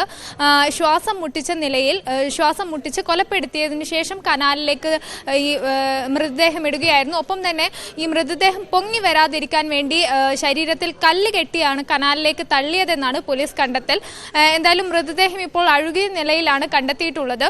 ഇതിൽ തന്നെ ഈ ശ്വാസം മുട്ടിച്ച് കൊലപ്പെടുത്തി എന്നുള്ളത് പ്രാഥമിക നിഗമനമാണ്. അതിനുശേഷം ഇനി മറ്റ് പോസ്റ്റ്മോർട്ടം നടപടികൾക്ക് ശേഷം അതുപോലെ ആന്തരികാവയവങ്ങൾ ഉൾപ്പെടെ മറ്റ് പരിശോധനകൾക്ക് വിധേയമാക്കിയതിനു ശേഷം മാത്രമേ കൂടുതൽ ഒരു വിവരങ്ങളിലേക്ക് എത്താൻ സാധിക്കുകയുള്ളൂ. ഇതിന്റെ കൂടി അടിസ്ഥാനത്തിലാണ് ഇത്തരമൊരു നിഗമനത്തിൽ മാത്രം എത്തി നിൽക്കുന്നത്. എന്തായാലും ഈ ശ്വാസം മുട്ടിച്ച് കൊലപ്പെടുത്തിയതിന് പിന്നിൽ മറ്റെന്തെങ്കിലും കാരണം ഉണ്ടായിരുന്നോ, യുവതിയുടെ മറ്റ് സാമ്പത്തികമോ അല്ലെങ്കിൽ മറ്റെന്തെങ്കിലുമായ ഒരു ആവശ്യത്തിന് അതേ തുടർന്നുണ്ടായ ഒരു വാക്കുതർക്കമാണോ പിന്നീട് കൊലപാതകത്തിലേക്ക് നയിച്ചത് എന്നതടക്കമുള്ള കാര്യങ്ങൾ പോലീസ് അന്വേഷിക്കുന്നുണ്ട്. എന്തായാലും ആദ്യഘട്ടത്തിൽ പോലീസ് നിഗമനം ഇങ്ങനെയാണ്. അതായത് ഈ യുവതിയും ഈ പിടിയിലായ ആസിഫും നേരത്തെ തന്നെ പരിചയക്കാരായിരുന്നു. അങ്ങനെ 12-ാം 12-ാം തീയതി ഈ യുവതി ആസിഫിന്റെ കാറിൽ കയറുന്നു. അതിനുശേഷം ഇരുവരും തമ്മിൽ എന്തോ വാക്കുതർക്കമുണ്ടായി. അത് പിന്നീട് കൊലപാതകത്തിൽ കലാശിച്ചു. ശ്വാസം മുട്ടിയാണ് യുവതിയെ കൊലപ്പെടുത്തിയത്. അതിനുശേഷം സീമാപൂരിന് അടുത്തുള്ള തടാകത്തിൽ യുവതിയുടെ മൃതദേഹം ശരീരത്തിൽ കല്ല് കെട്ടി കനാലിലേക്ക് ഉപേക്ഷിക്കുകയായിരുന്നു. പിന്നീട് ആ മൃതദേഹം ഏകദേശം 3-4 കിലോമീറ്റർ ഒഴുകിയെത്തി. അതിനുശേഷമാണ് 5 ദിവസങ്ങൾക്ക് ശേഷം കനാലിൽ മൃതദേഹം പൊങ്ങുന്നത്. ഇങ്ങനെയാണ് കണ്ടെത്തുന്നത്. എന്തായാലും 12-ാം തീയതി രാത്രിയോടുകൂടി യുവതിയെ കാണാതായതോടെ യുവതിയുടെ കുടുംബാംഗങ്ങൾ പരാതി നൽകിയിരുന്നു പോലീസിൽ. ഇതേ തുടർന്ന് അന്വേഷണം മിസ്സിംഗ് കേസ് ഫയൽ ചെയ്ത് അന്വേഷണം തുടരുന്നതിനിടെയാണ് യുവതിയുടെ മൃതദേഹം കണ്ടെത്തിയത്. കോമൽ എന്ന ഡൽഹി സ്വദേശിയുടെ മൃതദേഹമാണ് ഇപ്പോൾ കണ്ടെത്തിയിരിക്കുന്നത്. ടോം, ഇതിലെന്തെങ്കിലും അസ്വാഭാവികതയുണ്ടോ ഷംന? നമുക്കറിയാം ഈ ഡൽഹിയിലും വടക്കേ ഇന്ത്യയിലൊക്കെ പതിവായി ഇത്തരം സംഭവങ്ങൾ റിപ്പോർട്ട് ചെയ്യുമ്പോൾ അതിൽ ബലാത്സംഗം ചെയ്ത് യുവതികളെ കൊലപ്പെടുത്തിയ പല സംഭവങ്ങളും പുറത്തു വന്നിട്ടുണ്ട്. ഇതങ്ങനെ ഒരു രീതിയിൽ പോലീസ് അന്വേഷണം നടത്തുന്നുണ്ടോ? ഈ യുവതി കൊല ചെയ്യപ്പെടുന്നതിന് മുൻപ് ലൈംഗികമായ ചൂഷണത്തിന് ഇരയായിട്ടുണ്ടോ? പോലീസിന്റെ പ്രാഥമികമായ കണ്ടെത്തൽ എന്തൊക്കെയാണ്? നിലവിൽ അങ്ങനെ ഒരു പീഡനത്തിന് ഇരയായ വിവരം പോലീസ് ഇതുവരെ വ്യക്തമാക്കിയിട്ടില്ല. പക്ഷേ അങ്ങനെ ഒരു സാധ്യത അത് തള്ളിക്കളയൊന്നുമില്ല. കാരണം പലപ്പോഴായി നമുക്കറിയാം രാജ്യത്ത് പലയിടത്തും നടക്കുന്ന ഈ സ്ത്രീകൾക്ക് നേരെയുള്ള ആക്രമണങ്ങളിൽ ഏറ്റവും അധികം പീഡനം തന്നെയാണ് ആദ്യം വരുന്നത്. അതുകൊണ്ട് തന്നെ ആ ഒരു സാധ്യത പോലീസ് തള്ളിക്കളയുന്നില്ല. അങ്ങനെ ഒരു പീഡന ശ്രമത്തിനിടയിൽ ഉണ്ടായ കൊലപാതകമാണോ എന്ന് വരെ സംശയിക്കുന്നുണ്ട്. പക്ഷേ അതിലേക്ക് കൃത്യമായി എത്തുന്ന തെളിവുകളൊന്നും ഇതുവരെ ലഭിച്ചിട്ടില്ല. ഇനി യുവതിയുടെ മൃതദേഹം പോസ്റ്റ്മോർട്ടം നടപടികൾ, അതിനുശേഷമുള്ള മറ്റ് ഫോറൻസിക് പരിശോധനാ ഫലം ഇതൊക്കെ ലഭിച്ചാൽ മാത്രമേ അത്തരമൊരു സ്ഥിരീകരണത്തിലേക്ക് എത്താൻ സാധിക്കുകയുള്ളൂ. ഒപ്പം തന്നെ മറ്റൊരു കാര്യമുള്ളത്, ഈ യുവതിയെ ശ്വാസം മുട്ടിച്ച് കൊന്നത് ആസിഫ് മാത്രമാണോ എന്നൊരു ചോദ്യം കൂടിയുണ്ട്. കാരണം ഈ ആസിഫും യുവതിയും തമ്മിൽ പരിചയക്കാരായിരുന്നു എന്ന് പറയുമ്പോൾ പോലും ഇവർ എന്ത് തരത്തിലുള്ള ബന്ധമായിരുന്നു? വെറും സുഹൃത്തുക്കൾ മാത്രമായിരുന്നോ? അതല്ല മറ്റേതെങ്കിലും തരത്തിൽ ഇവർ ബന്ധമുണ്ടായിരുന്നോ, പ്രണയമുണ്ടായിരുന്നോ എന്നതടക്കമുള്ള കാര്യങ്ങളിലേക്കൊക്കെ അന്വേഷണം നീളേണ്ടതുണ്ട്. ഈ ഒരു സാഹചര്യത്തിൽ തന്നെ ഇയാൾ ഒറ്റയ്ക്കാണോ ഈ കൊലപാതകം ചെയ്തത് എന്നതിൽ പോലീസിന് കൃത്യമായ ഒരു സ്ഥിരീകരണത്തിലോട്ട് എത്തിയിട്ടില്ല. കാരണം ഈ യുവതിയെ കൊന്നതിന് ശേഷം കൃത്യമായി അത് ആസൂത്രണം ചെയ്തതുപോലെ തന്നെ ശരീരത്തിൽ കല്ല് കെട്ടി കനാലിൽ ഉപേക്ഷിക്കുന്നു. പിന്നീട് 5 ദിവസങ്ങൾക്ക് ശേഷം മൃതദേഹം കനാലിൽ നിന്ന് പൊങ്ങുമ്പോൾ മാത്രമാണ് ഈ ഒരു കൊലപാതക വിവരം പുറത്തു വരുന്നത്. അങ്ങനെയാണെങ്കിൽ ഇത് ഇയാൾ ഒറ്റയ്ക്ക് നടത്തിയ ഒരു കൊലപാതകമായിരുന്നു, അതോ മറ്റാർക്കെങ്കിലും പങ്കുണ്ടോ എന്നതിലേക്ക് അടക്കം ഇപ്പോൾ പോലീസ് അന്വേഷണം വ്യാപിപ്പിച്ചിട്ടുണ്ട്. എന്തായാലും കൂടുതൽ വിവരങ്ങൾ ഈ യുവതിയുടെ പോസ്റ്റ്മോർട്ടം റിപ്പോർട്ട് അടക്കം ലഭിച്ചതിന് ശേഷം കൂടുതൽ വിവരങ്ങൾ ലഭ്യമാകും. ഈ പീഡന ശ്രമം അടക്കം ഉണ്ടായിരുന്നോ എന്നതടക്കമുള്ള കാര്യങ്ങൾ വ്യക്തമാകുമെന്നാണ്. ആയിഷത്തുൽ ഷംനയാണ് വിവരങ്ങൾ നൽകിയത്. ഡൽഹിയിലാണ് യുവതിയുടെ മൃതദേഹം കനാലിൽ ഉപേക്ഷിച്ച നിലയിൽ കണ്ടെത്തിയത്. ഏറെ കോളിളക്കം സൃഷ്ടിച്ച പാരമ്പര്യ വൈദ്യൻ മൈസൂരു സ്വദേശി ഷാബാസ് ഷെരീഫിനെ കൊലപ്പെടുത്തിയ കേസിൽ 3 പേർ കുറ്റക്കാരെന്ന് കോടതി. 1-ാം പ്രതി ഷൈബിൻ അഷ്റഫിന് പുറമെ 2-ാം പ്രതി ഷിഹാബുദ്ദീൻ, 6-ാം പ്രതി നിഷാദ് എന്നിവരെയാണ് മഞ്ചേരി അഡീഷണൽ ജില്ലാ സെഷൻസ് കോടതി കുറ്റക്കാരെന്ന് കണ്ടെത്തിയത്. കേസിലെ 9 പേരെ കോടതി വെറുതെ വിട്ടു. കേസിലെ 13 ശിക്ഷാവിധി മറ്റന്നാൾ പ്രസ്താവിക്കും. വിവരങ്ങളുമായി CV അനുമതി ചെയ്തിട്ടുണ്ട്. അനുമതിയിലേക്ക് പോകും മുമ്പ് ചില പ്രതികരണങ്ങളിലേക്ക്. പ്രമാദമായ ഷാബാസ് ഷെരീഫ് വധം അന്വേഷിച്ച CI വിഷ്ണുവും DYSP സാജു എബ്രഹാമുമാണ് നമ്മോടൊപ്പം ചേരുന്നത്. സർ, ഈ ഒരു കേസിന് മൃതദേഹമോ അവശിഷ്ടമോ ഇല്ലാതെ സത്യത്തിൽ മാഞ്ഞു പോയ ഒരാളെ പറ്റി ഒരു അന്വേഷണം നടത്തുന്നത് പോലെ ആയിരുന്നല്ലോ. എന്തൊക്കെ വെല്ലുവിളിയായിരുന്നു ഇതിൽ നേരിട്ടത്? ഇതിൽ മൃതദേഹം കണ്ടുകിട്ടിയില്ല എന്നുള്ളത് ഏറ്റവും വലിയൊരു വെല്ലുവിളിയായിരുന്നു. പക്ഷേ മൃതദേഹം ഇല്ലെങ്കിലും നമ്മുടെ ജുഡീഷ്യറി തെളിവുകളുടെ സാന്നിധ്യത്തിൽ ശിക്ഷ ഉറപ്പാക്കിയ ചില സംഭവങ്ങളൊക്കെ ഉണ്ടായിട്ടുണ്ട് നമ്മുടെ ഇന്ത്യയിൽ. ഇതിൽ പക്ഷേ നമുക്കുള്ള തെളിവുകളെന്ന് പറഞ്ഞു കഴിഞ്ഞാൽ സാഹചര്യ തെളിവുകൾ നല്ല ഉണ്ടായിരുന്നു. പിന്നെ സെക്കൻഡറി എവിഡൻസുകളുണ്ടായിരുന്നു. പിന്നെ കൂടാതെ scientific evidence, mitochondrial DNA presence അവിടെ തെളിയിച്ചു. പിന്നെ എക്സ്ട്രാ ജുഡീഷ്യൽ കൺഫെഷൻസ് ഉണ്ടായിരുന്നു. അതെല്ലാം കോടതിയിൽ പ്രസൻറ്റ് ചെയ്യുന്നതിൽ പ്രോസിക്യൂഷൻ നന്നായിട്ട് നല്ല വിജയം കണ്ടിട്ടുണ്ട്. DNA പരിശോധന ഒരു വിധിയിൽ നിർണായകമാവുന്നത് കേരളത്തിൽ ആദ്യമായിട്ടായിരിക്കും. മൈറ്റോകോൺഡ്രിയൽ DNA നമ്മൾ സാധാരണയായിട്ട് ഉപയോഗിക്കാറില്ല. അത് എക്സ്പെൻസീവ് ആണ്. നമുക്ക് ഏകദേശം 42 മുടി സാമ്പിള് 5.25 ലക്ഷം രൂപ ചിലവ് വന്നു. അതെല്ലാം കൃത്യമായിട്ട് തന്നെ നമ്മുടെ മേലുദ്യോഗസ്ഥന്മാർ അത് ഫോളോ അപ്പ് ചെയ്ത് കൃത്യമായിട്ട് തന്നെ അതിൻ്റെ സമയത്ത് തന്നെ അടപ്പിച്ച് അതിൻ്റെ റിസൾട്ട് വാങ്ങിച്ചു തന്നിരുന്നു. ഷാബ ഷെരീഫ് കൊലക്കേസിലെ പ്രോസിക്യൂട്ടറായിരുന്ന ശ്രീ കൃഷ്ണൻ നമ്പൂതിരിയാണ് നമ്മോടൊപ്പം ചേരുന്നത്. എന്തൊക്കെയാണ് ഇത് നാഴികക്കല്ല് എന്ന് വിശേഷിപ്പിക്കാനുള്ള കാരണം? ഇത് നാഴികക്കല്ല് എന്ന് വിശേഷിപ്പിക്കുന്നത് ഒന്ന്, ശവശരീരം കിട്ടിയിട്ടില്ല. ഇപ്പം നമുക്കെല്ലാവർക്കും അറിയാം, ഇയാളുടെ വളരെ ചെറിയ കഷ്ണങ്ങളായി പുഴയിലിട്ട് പോയി എന്നുള്ളത് കൊണ്ട് ശവശരീരമോ അതിൻ്റെ അവശിഷ്ടങ്ങളോ കിട്ടിയില്ല. പക്ഷേ അതിന് ഒന്നുണ്ട്, എത്ര സമർത്ഥമായിട്ടും അതുപോലെ തന്നെ ആസൂത്രണത്തോടു കൂടി ചെയ്താലും ഒരു കണ്ണി തെളിവ് അവിടെ അവശേഷിക്കും എന്നുള്ള ഒരു സത്യമുണ്ട്. അപ്പോൾ അത് അന്വർത്ഥമാക്കുന്ന തരത്തിലാണ് വളരെ ശാസ്ത്രീയമായ പരിശോധനകൾ നടന്നു വന്നപ്പോൾ ഒരു മുടി, 42 മുടികൾ കിട്ടിയതിൽ ഒരു മുടി, അതിന് പക്ഷേ റൂട്ട് ഉണ്ടായിരുന്നില്ല, കട്ട് ചെയ്തിട്ടുള്ള മുടിയാണ്. അപ്പോൾ അതുകൊണ്ട് അതിൻ്റെ സാധാരണ രീതിയിലുള്ള ഓട്ടോസോമൽ DNA, നമ്മൾ DNA എന്ന് പരിശോധിക്കുന്നതുകൊണ്ട് കഴിയില്ലായിരുന്നു. അപ്പോൾ അതിന് ഈ മൈറ്റോകോൺഡ്രിയൽ DNAയിലൂടെ മെറ്റേണൽ ലീനിയേജ് തെളിയിക്കാൻ സാധിച്ചു. അതാണ് അതിൻ്റെ ഒന്നാമത്തെ ഘടകം. രണ്ടാമത്തെ ഘടകം എന്താ വെച്ചാൽ 1.5 മിനിറ്റ് ദൈർഘ്യം വരുന്ന ഒരു വീഡിയോ ഫുട്ടേജ് ഉണ്ട്. ഇയാൾ ചങ്ങലയിൽ തടവിൽ നിൽക്കുന്ന അത് ഇതിലെ മാപ്പുസാക്ഷിയായിട്ടുള്ള നൗഷാദ് എടുത്തതാണ്. ആ വീഡിയോ ഫുട്ടേജും 16/8/2020 ഉച്ചയ്ക്ക് 2:12 എടുത്തത് എന്നും അത് ടാമ്പർ ചെയ്യപ്പെട്ടിട്ടില്ല എന്നും തെളിയിക്കാൻ കഴിഞ്ഞു എന്നുള്ളത് ആണ് ഇതിൻ്റെ ഒരു. അപ്പോൾ അതുകൊണ്ട് തന്നെ ഒരു ശാസ്ത്രീയ അടിത്തറയും. അപ്പോൾ അത് നമ്മൾ കൂടുതൽ ഇപ്പോൾ ഈ വരുന്ന കാലങ്ങളിലും കൂടുതൽ സജ്ജമാവണം എന്നുള്ള ഒരു മെസ്സേജ് കൂടി തരുന്നുണ്ട്. മൃതദേഹം കണ്ടെത്താത്ത കേസിലാണ് കോടതി വിധി പറഞ്ഞിരിക്കുന്നത്. ഒന്നാം പ്രതി ഷൈബിനെതിരെ മനഃപൂർവ്വമല്ലാത്ത നരഹത്യാ കുറ്റം, കുറ്റകരമായ ഗൂഢാലോചന, തെളിവ് നശിപ്പിക്കൽ തുടങ്ങിയവയാണ് പ്രധാന കുറ്റങ്ങൾ. ഷിഹാബുദ്ദീനും നിഷാദിനുമെതിരെ തട്ടിക്കൊണ്ടുപോകൽ, തടങ്കൽ പാർപ്പിക്കൽ, തെളിവ് നശിപ്പിക്കൽ എന്നിവയും തെളിഞ്ഞു.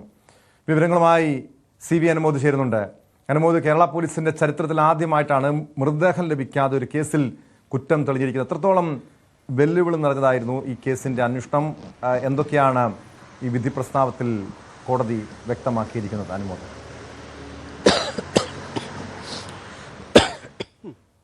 ടോം,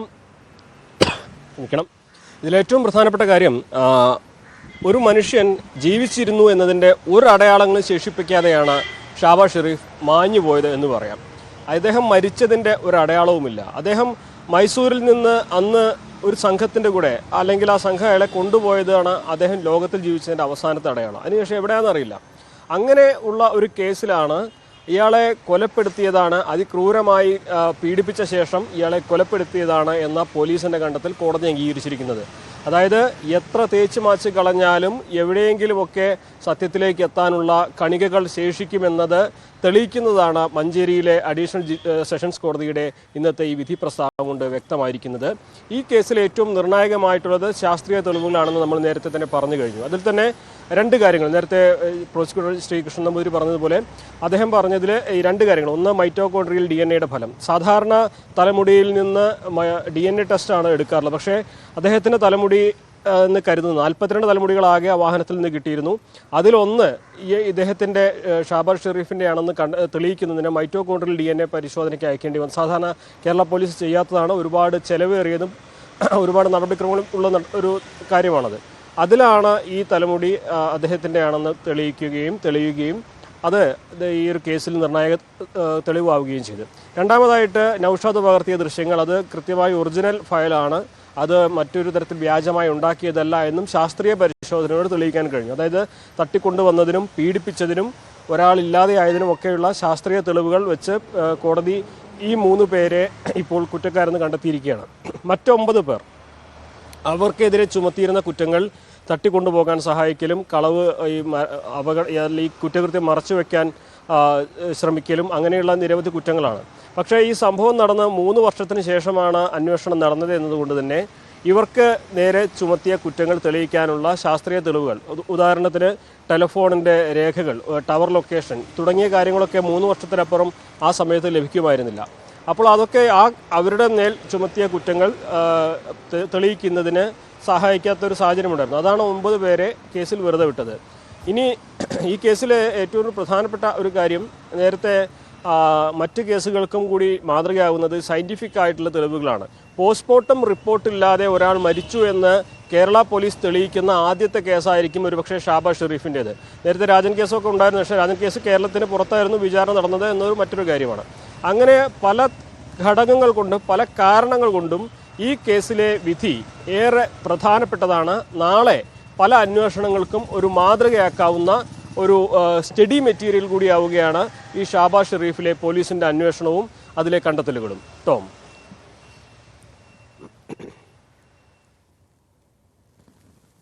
തീർച്ചയായും അനുമോദ് സൂചിപ്പിച്ചതുപോലെ ശാസ്ത്രീയ തെളിവുകളുടെ മാത്രം അടിസ്ഥാനത്തിൽ പോലീസ് നടത്തിയ അന്വേഷണം, അതിൽ 3 പ്രതികളെ കുറ്റക്കാരെന്ന് കണ്ടെത്തിയിരിക്കുന്നു, 9 പ്രതികളെ വെറുതെ വിട്ടിരിക്കുന്നു. ഈ അന്വേഷണ സംഘത്തെ സംബന്ധിച്ച് അഭിമാനകരമായൊരു നേട്ടമാണ്. കാരണം ഇതുപോലെ അനുമോദ് സൂചിപ്പിച്ചതുപോലെ പോസ്റ്റ്മോർട്ടം റിപ്പോർട്ടോ മൃതദേഹം പോലും കണ്ടെത്താത്തൊരു കേസിൽ 3 പ്രതികളെ കുറ്റക്കാരെന്ന് കണ്ടെത്തുക എന്നത്. പക്ഷേ ഇതോടൊപ്പം 9 പ്രതികളുടെ കാര്യം, ആ കാര്യത്തിൽ ഇനി ഒരു പുനഃപരിശോധനാ ഹർജി കൊടുക്കാനുള്ള നീക്കം പ്രോസിക്യൂഷൻ്റെ ഭാഗത്തു നിന്ന് ഉണ്ടാകുമോ, അതോ ഈ 3 പ്രതികൾക്ക് 3 പ്രതികളുടെ ശിക്ഷ മറ്റന്നാൾ വിധിക്കും, ആ ശിക്ഷാവിധി എന്തായിരിക്കണം എന്നതുകൂടി കേരളം ഉറ്റുനോക്കുന്നുണ്ട്. കാരണം ഇത്രയും ക്രൂരമായ രീതിയിൽ ഒരാളെ കൊലപ്പെടുത്തുക, അതും ഒറ്റമൂലിയുടെ രഹസ്യം സ്വന്തമാക്കുന്നതിന് വേണ്ടി കൊലപ്പെടുത്തുക എന്നത് അത്രയ്ക്കും നിഷ്ഠൂരമായിട്ടുള്ളൊരു കൊലപാതകമായിരുന്നു. പ്രോസിക്യൂഷൻ്റെ ഒരു ആവശ്യം, നിലപാടെന്താണ്? ഏത് രീതിയിലൊരു പരമാവധി ശിക്ഷ പ്രതികൾക്ക് വേണമെന്ന ആവശ്യമാണോ കോടതിയിൽ ഉന്നയിക്കുന്നത്?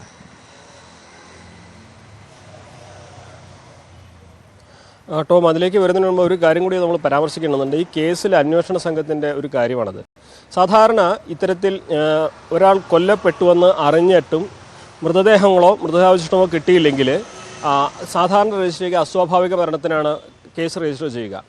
അങ്ങനെ അസ്വാഭാവിക മരണത്തിന് സാധാരണ രജിസ്റ്റർ ചെയ്യപ്പെടേണ്ടിയിരുന്ന ഒരു കേസിലാണ് അന്നത്തെ SP സുജിത് ദാസിൻ്റെ നിർദ്ദേശപ്രകാരം കൊലക്കുറ്റം രജിസ്റ്റർ ചെയ്തത്. അതായത് ഈ കേസിൻ്റെ നിർണായക തെളിവുകളിലേക്ക് ചെന്നെത്തുവാൻ ഈ നടപടികളൊക്കെ വലിയ തോതിൽ തന്നെ സഹായമായിട്ടുണ്ട്. പോലീസിൻ്റെ ഭാഗത്തുനിന്നും അസാധാരണമായിട്ടുള്ള ഒരു അന്വേഷണമാണ് ഈ ഷാബാസ് ഷെരീഫ് കേസിൽ കണ്ടത്. അത് വളരെ പ്രധാനപ്പെട്ട ഒന്നുകൂടിയാണ്. ഇന്നിപ്പോൾ നമ്മൾ പ്രോസിക്യൂട്ടറെയും അന്വേഷണ ഉദ്യോഗസ്ഥരെയും കണ്ടിരുന്നു. 9 പേരെ വെറുതെ വിടാനുള്ള സാഹചര്യം അവർക്ക് മേൽ ചുമത്തിയ കുറ്റങ്ങൾ, നേരത്തെ ഞാൻ സൂചിപ്പിച്ചതുപോലെ തട്ടിക്കൊണ്ടുപോകലും തെളിവ് നശിപ്പിക്കലിൻ്റെയും അതേപോലെ കുറ്റകൃത്യം മറയ്ക്കാൻ ശ്രമിക്കലും ഒക്കെയാണ്. അതിനെ സാധൂകരിക്കുന്ന തെളിവുകൾ കണ്ടെത്താൻ കഴിഞ്ഞിട്ടില്ല. പ്രത്യേകിച്ച് ഈ ടെലിഫോൺ ഡോക്യുമെൻറ്റ്സൊക്കെ, അതായത് ടവർ ലൊക്കേഷനും അവരുടെ ഫോൺ സംഭാഷണമൊക്കെ 2 വർഷത്തിനപ്പുറം റിട്രീവ് ചെയ്യാൻ കഴിയുന്ന ഒരു സാഹചര്യം അല്ല ഈ കേസ് അന്വേഷണ സമയത്ത് ഉണ്ടായിരുന്നത്. അത് അവർക്കെതിരെയുള്ള തെളിവുകൾ ശേഖരിക്കുന്നതിൽ ഒരു തടസ്സമായിട്ടുണ്ട് എന്നതാണ് ഈ 9 പ്രതികളെ വെറുതെ വിടാനുള്ള ഒരു പ്രധാന കാരണമായിട്ട് പ്രോസിക്യൂഷൻ വിലയിരുത്തുന്നത്. ഇനി ഏത് തരത്തിലുള്ള ശിക്ഷ എന്നത്, അതുപോലെ തന്നെ ഇതിൻ്റെ അപ്പീൽ പോകുമെന്നുള്ള കാര്യങ്ങളൊക്കെ വിധിപ്പകർപ്പ് ലഭിച്ച ശേഷം പറയാമെന്നാണ്. 300 പേജിലധികം വിധിപ്പകർപ്പുണ്ട് എന്നാണ്, 300 പേജിലധികം ഉണ്ട് വിധിപ്പകർപ്പ്. അപ്പോൾ അത് ലഭിച്ച് അത് പഠിച്ച ശേഷം പറയാമെന്നാണ് പ്രോസിക്യൂഷൻ്റെ നിലപാടുള്ളത്. എന്നാണെങ്കിലും ഈ ഒരു കുറ്റത്തിന് അർഹിക്കുന്ന പരമാവധി ശിക്ഷ ലഭിക്കാനുള്ള നടപടികൾ തന്നെയാകും പ്രോസിക്യൂഷൻ്റെ ഭാഗത്തുനിന്നുണ്ടാവുക. മറ്റന്നാളാണ് ഈ കേസിലെ ശിക്ഷാവിധി പ്രസ്താവിക്കുക. ടോം.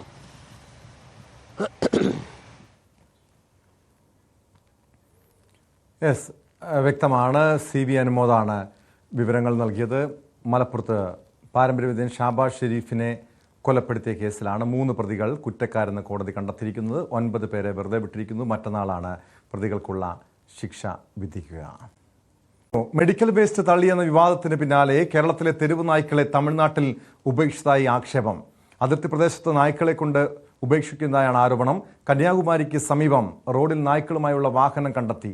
എന്നാൽ വാക്സിനേഷനായാണ് ഇവയെ എത്തിച്ചതെന്നാണ് ഡ്രൈവറുടെ മൊഴി. കന്യാകുമാരിയിൽ നിന്ന് സജയകുമാർ ചേരുന്നുണ്ട്. സജയകുമാർ, ഇതിനു മുൻപ് ഈ മെഡിക്കൽ വേസ്റ്റ് തള്ളിയതുമായി ബന്ധപ്പെട്ട വലിയ വിവാദങ്ങൾ ഉയർന്നതാണ്. ഇപ്പോൾ തെരുവ് നായ്ക്കളെ തമിഴ്നാട്ടിൽ ഉപേക്ഷിക്കുന്നതായിട്ടുള്ള പരാതി. സംഭവത്തിൽ നടപടി സ്വീകരിച്ചിട്ടുണ്ടോ? എന്തിനാണ് ഈ തെരുവ് നായ്ക്കളെ അവിടെ എത്തിച്ചതെന്നാണ് ഈ ഡ്രൈവർ മൊഴി നൽകിയിരിക്കുന്നത്. സംഭവത്തിൽ തമിഴ്നാട്ടിൻ്റെ ഭാഗത്തു നിന്ന് ഏതെങ്കിലും ഇതിലുള്ള നടപടികൾ ഉണ്ടാകുമോ?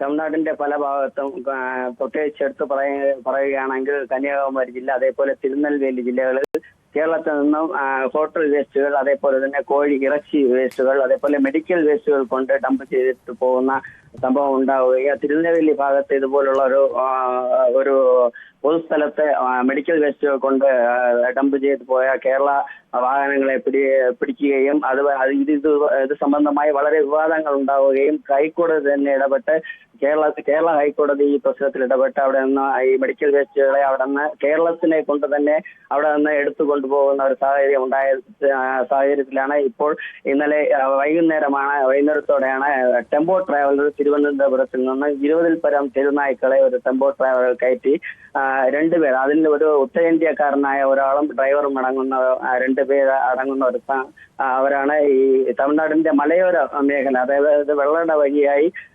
കന്യാകുമാരി ജില്ലയിൽ പ്രവേശിക്കുന്ന ഭാഗം വഴിയായി നെട്ട പോലീസ് ഒരു ചെക്ക് പോസ്റ്റ് ഉണ്ട് നെട്ടയിൽ, തമിഴ്നാടിന്റെ. ആ ചെക്ക് പോസ്റ്റ് കടന്നാണ് കട്ടച്ചൽ എന്ന ഭാഗത്ത് 20-ൽ പരം തെരുനായ്ക്കളെ അവിടെ കൊണ്ട് വിടുകയുണ്ടായത്. ഇത് അവിടെ ഉണ്ടായിരുന്ന ഈ ചെക്ക് പോസ്റ്റ് കടക്കുമ്പോൾ പോലീസുകാരോട് ഇവർ പറയുകയുണ്ടായത് വാക്സിനേഷന് വേണ്ടിയാണ് ഇത് നായ്ക്കളെ കൊണ്ടുപോകുന്നത് എന്ന് പറയേണ്ടായി. തമിഴ്നാട് ചെക്ക് പോസ്റ്റിൽ ഇതുപോലെ തമിഴ്നാട്ടിൽ നിന്ന് കേരളത്തിലോട്ട് ഇതുപോലെ കേരളത്തിൽ തമിഴ്നാട്ടിൽ വരുന്ന നിയമവിരുദ്ധമായി കടന്നു പോകുന്ന വാഹനങ്ങൾക്ക് കൈക്കൂലി വാങ്ങിക്കൊണ്ട് കടത്തിവിടുന്നതായ ഈ പരാതി ഉണ്ടാകുന്ന സാഹചര്യത്തിലാണ് ഇന്നലെയും ഈ തെരുനായ്ക്കളെ കയറ്റി വന്ന ടെമ്പോ ട്രാവലർ ഈ ചെക്ക് പോസ്റ്റ് കടന്ന് തമിഴ്നാട്ടിലേക്ക് വരികയും കട്ടച്ചൽ ഭാഗത്ത് കൊണ്ട് വന്ന് പൊതുസ്ഥലത്ത് ഈ തെരുനായ്ക്കളെ തുറന്നു വിടുന്ന സമയത്ത് അവിടുത്തെ പൊതുജനങ്ങൾ ഇത് കാണുകയും ഉടൻ തന്നെ അവര് ഈ വാഹനത്തെ തടുത്ത് നിർത്തി ഇവരെ പിടികൂടി കടയാലുമൂട് പോലീസ് സ്റ്റേഷനിൽ വിവരമറിയിക്കുകയും ഉടൻ തന്നെ പോലീസ് സ്റ്റേഷനിൽ നിന്ന് പോലീസ് വരികയും അവിടെ പൊതുജനങ്ങളെ എല്ലാവരും കൂടെ തന്നെ ഈ തെരുവിൽ ഉപേക്ഷിച്ച തെരുനായ്ക്കളെ അവരെ വെച്ച് തന്നെ പിടികൂടി ടെമ്പോ ട്രാവലറിൽ കയറ്റി കടയാലിമൂട് സ്റ്റേഷനിൽ കൊണ്ടെത്തിക്കുകയും വാഹനത്തിന് 2 ലക്ഷം രൂപ കടയാലിമൂട് പഞ്ചായത്തിന്റെ ഒരു പിഴ നൽകുകയും തുടർന്ന് ഇവരോട് അന്വേഷണം നടത്തി വരികയും ചെയ്യുകയുണ്ടായി. ഇത് വളരെ ഗുരുതരമായ ഒരു വിഷയമാണ്. തമിഴ്നാട്ടിൽ വളരെ ചർച്ചയും വീണ്ടും നേരത്തെ തന്നെ മെഡിക്കൽ വേസ്റ്റ് ഇവിടെ തമിഴ്നാട്ടിന്റെ പല ഭാഗത്തും നിക്ഷേപിച്ച് വലിയ ചർച്ച കേരള ഹൈക്കോടതി തന്നെ ഇടപെട്ട സാഹചര്യത്തിലാണ് ഇപ്പോൾ കേരളത്തിൽ നിന്നും തെരുനായ്ക്കളെ വാക്സിനേഷൻ എന്ന വ്യാജേന തെരുനായ്ക്കളെ തമിഴ്നാടിന്റെ ഭാഗത്തുകൊണ്ട് ഉപേക്ഷിക്കുവാൻ തുറന്നുവിടാൻ ശ്രമിച്ച ഈ സംഭവം വളരെ ഒരു ചർച്ചയിലേക്ക് തമിഴ്നാട്ട് കടന്നിരിക്കുകയാണ് കേട്ടോ. യെസ്, വ്യക്തമാണ്. കന്യാകുമാരിയിൽ സജയകുമാറാണ് വിവരങ്ങൾ നൽകിയത്. മെഡിക്കൽ വേസ്റ്റ് തള്ളിയെന്ന വിവാദത്തിന് പിന്നാലെയാണ് കേരളത്തിലെ തെരുവ് നായ്ക്കളെ തമിഴ്നാട്ടിൽ ഉപേക്ഷിച്ചതായി കണ്ടെത്തിയിരിക്കുന്നത്.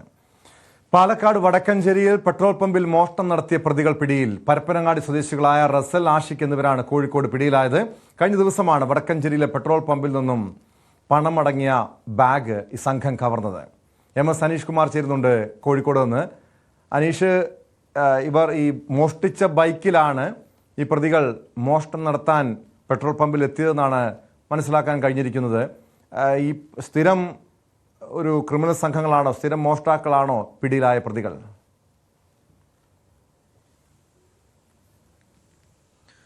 തീർച്ചയായും സംസ്ഥാനത്തെ 10 ജില്ലകളിലായി 20 കേസുകളോളം ഉള്ള ആളുകളാണ് ഇപ്പോൾ പിടിയിലായിരിക്കുന്ന പ്രതികളെന്നാണ് പോലീസ് പറയുന്നത്. എന്തായാലും പെട്രോൾ പമ്പുകളിൽ ആണ് സ്ഥിരമായി ഈ പ്രതികൾ മോഷണം നടത്തിവരുന്നത്, അല്ലെങ്കിൽ അത്തരത്തിലൊരു രീതി ഈ പ്രതികൾ കാണിച്ചിരുന്നുവെന്നും പറയുന്നു. വടക്കാഞ്ചേരിയിലെ മോഷണം നടത്തിയ ശേഷം പരപ്പനങ്ങാടിയിലേക്ക് വരുന്നതിനിടെയാണ് പന്നിയങ്കര പോലീസ് പ്രതികളെ അറസ്റ്റ് ചെയ്ത് ലഹരിയിൽ അല്ലെങ്കിൽ മയക്കുമരുന്ന് ലഹരിയിലായിരുന്നു പ്രതികൾ ഉള്ളത്. പോലീസുകാരെ ആക്രമിക്കാൻ ശ്രമിച്ചെങ്കിലും ഒരു ബലപ്രയോഗത്തിനൊടുവിലാണ് പോലീസ് പ്രതിയെ കീഴടക്കുകയും ചെയ്തത്. എന്തായാലും പന്നിയങ്കര പോലീസ് ഈ പ്രതികളെക്കുറിച്ചുള്ള തെരച്ചിൽ ആരംഭിച്ചത് കോഴിക്കോട് റെയിൽവേ സ്റ്റേഷന് സമീപമുള്ള ഒരു റെയിൽവേ ജീവനക്കാരൻ്റെ ഒരു ബൈക്ക് ഈ മോഷ്ടിച്ചുകൊണ്ട് പ്രതികൾ പോയിരുന്നു.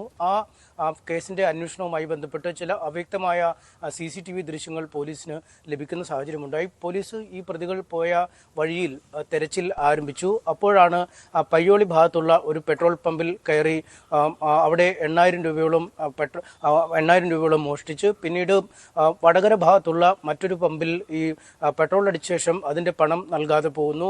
പിന്നീട് വടകരയിൽ തന്നെയുള്ള മറ്റൊരു ഇടത്തെ ഹെൽമറ്റ് കടയിൽ നിന്നും ഹെൽമറ്റ് മോഷ്ടിച്ചു കൊണ്ടുപോകും. ഇങ്ങനെ ഈ മോഷണ പരമ്പരകളുമായാണ് ഈ റെയിൽവേ സ്റ്റേഷനിലെ ബൈക്ക് മോഷ്ടിച്ചു പോകുന്ന വഴി ഈ പ്രതികൾ പരപ്പനങ്ങാടിയിൽ പോയത്. അതിനുശേഷം പരപ്പനങ്ങാടിയിൽ എത്തുകയും ഈ പൾസർ ബൈക്ക് പൊളിച്ചു വിൽക്കുന്ന ആളുകൾക്ക് നൽകി പൊളിച്ചു വിൽക്കുകയും ചെയ്തു.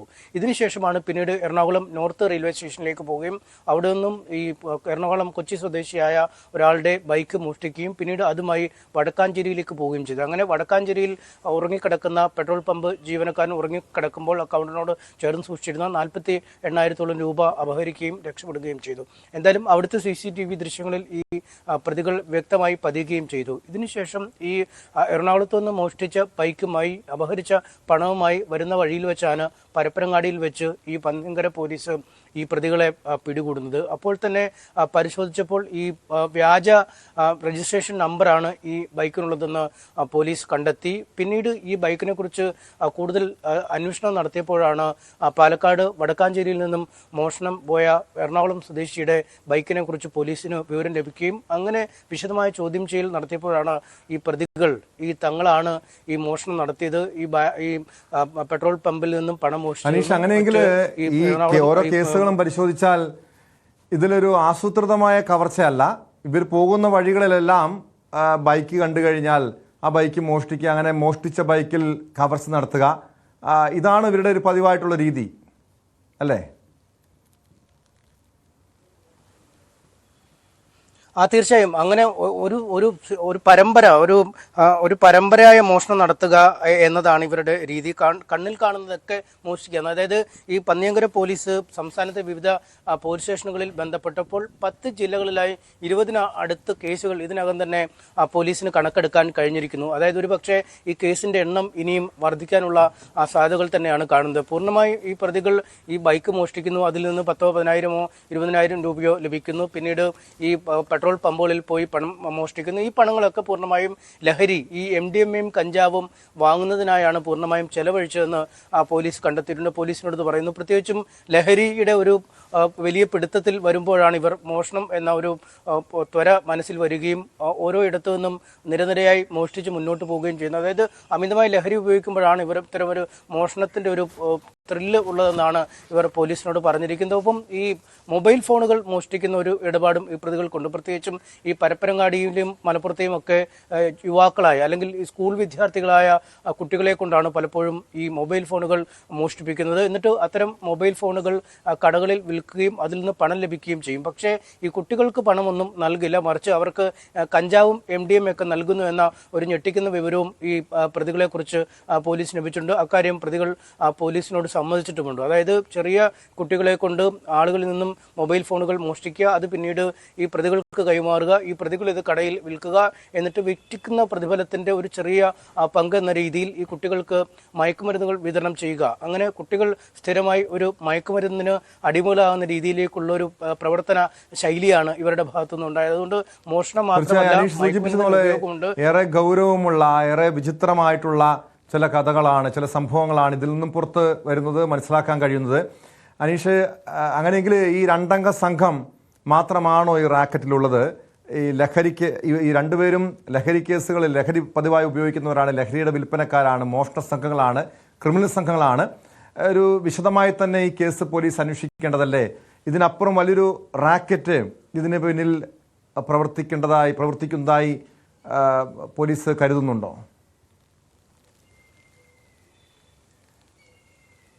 തീർച്ചയായും ഇക്കാര്യവുമായി ബന്ധപ്പെട്ട വളരെ വിശദമായ അന്വേഷണത്തിലേക്ക് പോലീസ് നീങ്ങുന്നു എന്ന് തന്നെയാണ് പറഞ്ഞിരിക്കുന്നത്. നിലവിൽ ഈ ലഭ്യമായ കേസുകളുടെ വിവരങ്ങൾ അനുസരിച്ചാണ് ഇപ്പോൾ 20 കേസുകൾ പ്രതിക്കെതിരെ സംസ്ഥാനത്തെ വിവിധ പോലീസ് സ്റ്റേഷനുകളിലായി രജിസ്റ്റർ ചെയ്തിരിക്കുന്നത്. ഒരുപക്ഷെ ഇതിലും കൂടുതൽ കേസുകൾ ഉണ്ടാവാമെന്ന ഒരു സാധ്യതയാണ് ഉള്ളത്. എന്തായാലും നിലവിൽ ഈ കേസുമായി ബന്ധപ്പെട്ട് പ്രതികളെ കസ്റ്റഡിയിലെടുത്ത ശേഷം കോടതിയിൽ ഹാജരാക്കി റിമാൻഡ് ചെയ്തിട്ടുണ്ട്. ഇനിയും ഓരോ സ്റ്റേഷനുകളിലെയും എടുത്ത കേസുകൾ ഇനി ഇവർ നടത്തിയ മോഷണങ്ങളുമായി ബന്ധപ്പെട്ട വിവരങ്ങളൊക്കെ ലഭിക്കുമ്പോൾ കൂടുതൽ കേസുകൾ വരാനുള്ള സാധ്യതകളുണ്ട്. പ്രത്യേകിച്ചും പാലക്കാട്ടെ കേസുമായി ബന്ധപ്പെട്ട് പാലക്കാട് പോലീസിന് ഇനി പ്രതികളെ ചോദ്യം ചെയ്യേണ്ടതുണ്ട്. ഒപ്പം ഈ പയ്യോളി സ്റ്റേഷനുമായി ബന്ധപ്പെട്ട അവിടുത്തെ കേസിൽ ഇവരെ പിടികിട്ടിയിട്ടില്ല. വടകരയിൽ രജിസ്റ്റർ ചെയ്ത കേസുകളുമായി ബന്ധപ്പെട്ട് പിടികിട്ടിയിട്ടില്ല. പരപ്പനങ്ങാടിയിലെ കേസുകളുമായി ബന്ധപ്പെട്ട് പിടികിട്ടിയിട്ടില്ല. അതുകൊണ്ട് ഈ കേസുകളുമൊക്കെ ബന്ധപ്പെട്ട് വളരെ നീണ്ട ഒരു നടപടിക്രമങ്ങൾ ഉണ്ടാവും. അവിടേക്കൊക്കെ പ്രതികളെ എത്തിച്ച് തെളിവെടുപ്പ് നടത്തേണ്ടി വരും. അവിടുത്തെ പോലീസിന് പ്രതികളെ കൈമാറേണ്ടി വരും, അല്ലെങ്കിൽ പോലീസിലൂടെ എത്തിച്ച് ചോദ്യം ചെയ്യേണ്ടി വരും. ഇവർക്ക് പിന്നിൽ ഈ സമാനമായ ലഹരി ഇടപാടുകളുമായി ബന്ധപ്പെട്ട മറ്റ് ആളുകൾ കൂടി, പ്രതികൾ കൂടി ഉണ്ടോ എന്ന വിശദമായ പരിശോധന നടത്തും. ഒരു വലിയ സംഘമായാണ് ഇവർ മോഷണവും ഈ ലഹരിയുടെ ഇടപാടുകളും നടത്തുന്നത്. ഇവർക്ക് എവിടെ നിന്നാണ് ലഹരി കിട്ടുന്നത്, ഇവരെങ്ങനെയാണ് കുട്ടികളിലേക്ക് ലഹരി എത്തിക്കുന്നത് തുടങ്ങിയ കാര്യങ്ങളെക്കുറിച്ചൊക്കെ വളരെ സമഗ്രമായ അന്വേഷണം തന്നെ നടത്തും. എന്തായാലും അത്തരമൊരു അന്വേഷണത്തിലേക്ക് പോലീസ് നീങ്ങും. കേവലം ഒരു മോഷണ കേസിൽ പിടിച്ചപ്പോഴാണ് കാരണം സ്കൂൾ വിദ്യാർത്ഥികളെ പോലും ഈ മോഷണത്തിന് ഉപയോഗിക്കുന്നു, അവർക്ക് ലഹരി നൽകുന്നു. ഈ രണ്ടംഗ സംഘം അവരിനി പുറത്തിറങ്ങിയാൽ ജയിലിൽ നിന്നും പുറത്തിറങ്ങിയാലും സമാനമായ കുറ്റകൃത്യങ്ങളിൽ ഏർപ്പെടാം. കാരണം അവർക്കറിയാം ഒരു മോഷണ കേസിൽ പിടിയിലായാൽ പരമാവധി എന്തായിരിക്കും പോലീസിന്റെ ഭാഗത്ത് നടപടി ഉണ്ടാകാൻ പോകുക. ജാമ്യം കിട്ടി പുറത്തിറങ്ങും, പിന്നെ അതിൻ്റെ ശിക്ഷാ നടപടികളിലേക്ക് അല്ലെങ്കിൽ കോടതിയുടെ വിചാരണ നടപടികൾ കടന്ന് പിന്നെ ശിക്ഷ വിധിക്കുമ്പോഴായിരിക്കും പിന്നെ മറ്റ് ജയിലിൽ കിടക്കേണ്ട ഒരു സാഹചര്യം ഉണ്ടാവുക. പക്ഷേ ഇങ്ങനെ പതിവായി ക്രിമിനൽ കേസുകളിൽ ഏർപ്പെടുന്നവർ, മോഷണവും പിടിച്ചുപറിയും ലഹരി ഇടപാടുകൾ നടത്തുന്നവർ, ഇവർക്കെതിരെ കാപ്പ ചുമത്തി ഇവരെ ജയിലിലടക്കേണ്ടതില്ല. ആ രീതിയിലുള്ള നടപടികൾ പോലീസിന്റെ ഭാഗത്തുനിന്നുണ്ടാകുമോ അനീഷ്? തീർച്ചയായും അത്തരമൊരു നടപടികളിലേക്ക് പോലീസ് നീങ്ങും. കാരണം ഇപ്പോഴാണ് ഈ ഒരു കേസുമായി ബന്ധപ്പെട്ട്, പ്രത്യേകിച്ചും ഈ റെയിൽവേ സ്റ്റേഷനിൽ നിന്നും ബൈക്ക് മോഷ്ടിച്ച് കടന്നു കളഞ്ഞതുമായി ബന്ധപ്പെട്ട് നടത്തിയ അന്വേഷണത്തിലാണ് പയ്യോളിയിലെ കേസും വടകരയിലെ കേസും പരപ്പനങ്ങാടിയിലെ കേസും ഒക്കെ പുറത്തു വരുന്നത്. അതിന് പിന്നാലെയാണ് ഈ പ്രതികൾ തന്നെയാണ് പാലക്കാട്ടെ കേസിലും പ്രതികളെന്ന് കണ്ടെത്തിയിരിക്കുന്നത്. അതുകൊണ്ട് കൂടുതൽ ഇടങ്ങളിൽ നിന്നുള്ള കേസുകൾ ഒരുപക്ഷെ ഇനി വരും ദിവസങ്ങളിൽ വരാൻ സാധ്യതയുണ്ട്. കൂടുതൽ ഇടങ്ങളിൽ മോഷണം നടത്തിയതൊന്നുമായി ബന്ധപ്പെട്ട വിവരങ്ങളും ഇവർ നൽകാൻ ഇടയുണ്ട്. അതൊക്കെ കൂട്ടി ഈ കേസുകളുടെ എണ്ണവും കേസുകളുടെ ഒരു വ്യാപ്തിയും ഒക്കെ പരിഗണിച്ച് കാപ്പ പോലുള്ള വകുപ്പുകൾ ഇവർക്കെതിരെ ചുമത്താനുള്ള നല്ല സാധ്യത കാണുന്നുണ്ട്. ഒപ്പം ദീർഘനാൾ ഒരുപക്ഷെ ഇവർ ജയിലിൽ തന്നെ തുടരേണ്ടി വരും എന്നാണ് നമുക്ക് ഇപ്പോഴത്തെ നടപടികളിൽ നിന്നും, പ്രത്യേകിച്ച് റെയിൽവേ സ്റ്റേഷനിൽ നിന്നും ബൈക്ക് മോഷ്ടിച്ച കേസുണ്ട്, പാലക്കാട്ടെ വടക്കാഞ്ചേരിയിലെ പെട്രോൾ പമ്പിൽ നിന്നും പണം മോഷ്ടിച്ച കേസുണ്ട്, പയ്യോളിയിലെ കേസ്, വടകരയിലെ കേസ്, അങ്ങനെ നിരവധി കേസുകൾ ഇപ്പോൾ തന്നെ ഇവർക്കെതിരെ ഉണ്ട്. അതുകൊണ്ട് കുറച്ച് നാളുകളെങ്കിലും ഇവർ ജയിലിൽ കഴിയേണ്ടി വരും. സാധാരണഗതിയിൽ മോഷണം നടത്തിയ വളരെ പെട്ടെന്ന് പുറത്തേക്ക് ഇറങ്ങി വരുന്നതുപോലെ ഇത്തവണ ഇറങ്ങാൻ പറ്റുമെന്ന് തോന്നുന്നില്ല. ഒപ്പം ഈ ലഹരി കുട്ടികൾക്ക് നൽകിയതുമായി ബന്ധപ്പെട്ട കാര്യങ്ങൾ പ്രതികൾ തന്നെ സമ്മതിച്ചിരിക്കുന്ന ഒരു സാഹചര്യം. അതുകൊണ്ട് ആ ലഹരിയുമായി ബന്ധപ്പെട്ട കേസിനെ കുറിച്ചും ഇവർക്ക് എവിടെ നിന്നാണ് ലഹരി ലഭിക്കുന്നത്, ഇവരോടൊപ്പം ഈ ലഹരി റാക്കറ്റുമായി ബന്ധപ്പെട്ട് കൂടുതൽ ആളുകളുണ്ടോ എന്നീ കാര്യങ്ങളൊക്കെ കുറിച്ചൊക്കെ പോലീസ് വളരെ വിശദമായി തന്നെ അന്വേഷണം നടത്തും. അതുകൊണ്ട് വളരെ പെട്ടെന്ന് അവർക്കിനി അകത്ത് നിന്ന് പുറത്തേക്ക് ഇറങ്ങാൻ കഴിയില്ല എന്ന് തന്നെ നമുക്ക് കരുതാം. ടോം.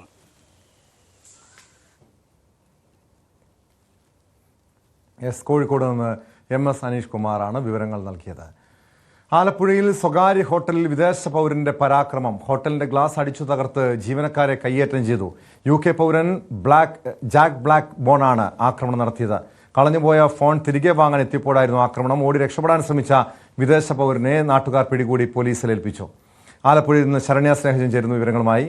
ശരണ്യ, ഇതുപോലെ പരാക്രമം നടത്തുന്ന സംഭവം, പ്രത്യേകിച്ചും വിദേശ പൗരന്മാർ, ഈ വിനോദസഞ്ചാരത്തിന് ഇവിടെ എത്തുന്നവർ ഇങ്ങനെ പരാക്രമം നടത്തുന്ന സംഭവങ്ങൾ അങ്ങനെ കേൾക്കാറില്ല. ഇയാൾ ലഹരിക്കടിമയാണോ അല്ലെങ്കിൽ മദ്യ ലഹരിയിലാണോ ഈ പരാക്രമം കാട്ടിയത്? ഈ ടോമി, സംഭവം ഉണ്ടായത് ബുധനാഴ്ച രാവിലെ 10 മണിയോടെയാണ്. അതായത് ഈ ജാക്ക് ബ്ലാക്കിന്റെ മൊബൈൽ ഫോൺ ആലപ്പുഴ നഗരത്തിൽ വെച്ച് കളഞ്ഞു പോയിരുന്നു. അത് ലഭ്യമായത് ആലപ്പുഴ നഗരത്തിലെ തന്നെ ബെയ്റൂട്ട് എന്ന സ്ഥാപനത്തിലെ ജീവനക്കാരനാണ് ഈ ഫോൺ കളഞ്ഞു കിട്ടിയത്. തുടർന്ന് ഇയാൾ മറ്റൊരു നമ്പറിൽ നിന്ന് ഈ ജീവനക്കാരനെ വിളിക്കുന്നു. അദ്ദേഹം തന്റെ കയ്യിൽ ഈ മൊബൈൽ ഫോൺ ഉണ്ട് എന്നുള്ള വിവരം ഈ ജാക്കിന് കൈമാറുകയും ചെയ്യുന്നുണ്ട്. എന്നാൽ ഈ പിറ്റേ ദിവസം ഇയാൾ ഈ മൊബൈൽ ഫോൺ അന്വേഷിച്ച സ്ഥാപനത്തിലെത്തിയപ്പോൾ ആ ജീവനക്കാരൻ അവിടെ ഉണ്ടായിരുന്നില്ല. മറ്റ് ജീവനക്കാർ ഇയാളെ റെസ്റ്റോറന്റ് ലോബിയിൽ എത്തിയിട്ട് അവിടെ നിന്ന് അന്വേഷിക്കുന്നു. അപ്പോൾ ഈ ജീവനക്കാരൻ എത്തിയതിനു ശേഷം ഇത് തിരികെ നൽകാം, അല്പസമയം കാത്തു നിൽക്കണം എന്നുള്ള നിർദ്ദേശമാണ് അവിടെ നിന്ന് റിസപ്ഷനിൽ നിന്ന് ലഭിച്ചത്. പക്ഷേ ഇയാൾ പിന്നീട് കാത്തു നിൽക്കണമെന്ന് പറഞ്ഞത് ഇയാളെ പ്രകോപിതനാക്കുകയായിരുന്നു. തുടർന്ന് ആദ്യം ആ റെസ്റ്റോറന്റ് പുറത്തേക്ക് ഇറങ്ങി പോകുന്നു. പിന്നീട് തിരിച്ചു വന്ന ഫ്രണ്ട് ഡോറ് ഉൾപ്പെടെയുള്ള ഗ്ലാസ് ഡോറുകൾ ചവിട്ടി പൊളിക്കുകയായിരുന്നു. അത് തകർത്തതിന് ശേഷം പിന്നീട് ഇയാൾ അവിടെ നിന്ന് ഇറങ്ങി ഓടിയപ്പോൾ അവിടുത്തെ ജീവനക്കാരും നാട്ടുകാരും ചേർന്ന് കുറെ ദൂരം ഓടിച്ചാണ് ഇയാളെ പിടികൂടിയത്. അപ്പോഴേക്കും സൗത്ത് പോലീസ് എത്തുകയും ചെയ്തു. പിന്നീട് സൗത്ത് പോലീസ് എത്തുമ്പോഴും ഇയാള് സൗത്ത് പോലീസിനോടും വാദപ്രതിവാദങ്ങളിൽ ഏർപ്പെട്ടുകൊണ്ടേയിരുന്നു. പിന്നീട് ഒരു വിധത്തിലാണ് ആശുപത്രിയിൽ എത്തിച്ചത്. മദ്യപിച്ചിരുന്നു എന്നുള്ളതാണ്.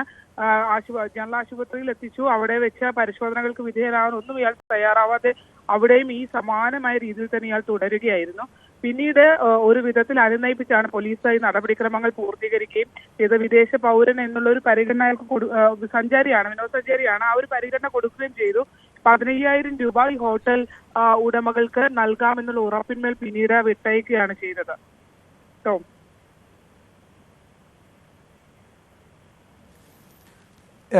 ഇയാൾക്കെതിരെ കാരണം ഇങ്ങനെ ഇപ്പം കേരളത്തിലെത്തിയിട്ട് UK പൗരൻ കേരളത്തിലെത്തിയിട്ട് എത്ര നാളായി? വേറെ എവിടെയെങ്കിലും ഇതുപോലുള്ള പരാക്രമങ്ങൾ, അക്രമ സംഭവങ്ങൾ ഇയാൾക്കെതിരെ റിപ്പോർട്ട് ചെയ്തിട്ടുണ്ടോ? 7 ദിവസമാണ് കേരളത്തിൽ എത്തിയിട്ടായിട്ടുള്ളത്.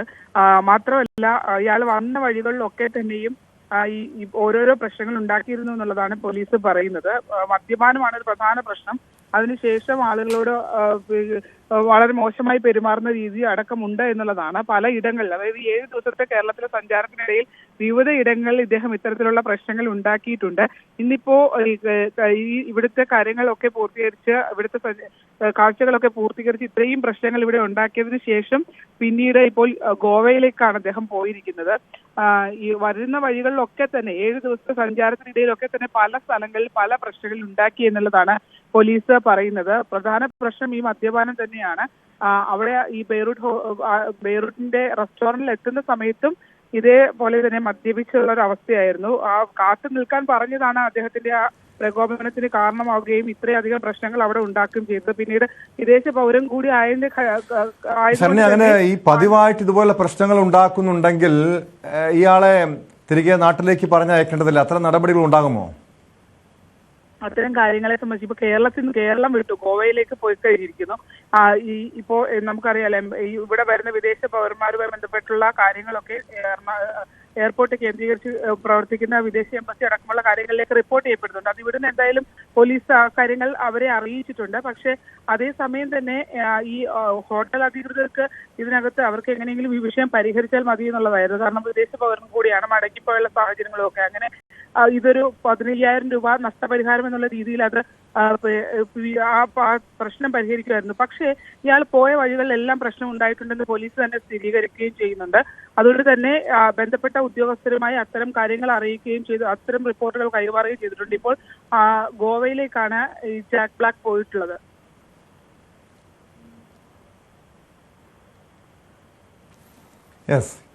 ശരണ്യ സ്നേഹജനാണ് വിവരങ്ങൾ നൽകിയത്. ആലപ്പുഴയിൽ നിന്നും. ആലപ്പുഴയിലാണ് സ്വകാര്യ ഹോട്ടൽ വിദേശ പൗരന്റെ പരാക്രമം ഉണ്ടായത്. ഹോട്ടലിന്റെ ഗ്ലാസ് അടിച്ചു തകർത്ത് ജീവനക്കാരെ കയ്യേറ്റം ചെയ്യുകയായിരുന്നു. കേരളത്തിൽ നിന്നും ഇയാൾ ഗോവയിലേക്ക് പോയിട്ടുണ്ട് എന്നാണ് ഏറ്റവും ഒടുവിൽ ലഭ്യമാകുന്ന വിവരം. സ്പോട്ട് ലൈവ് പൂർണ്ണമാകുന്നു. നമസ്കാരം.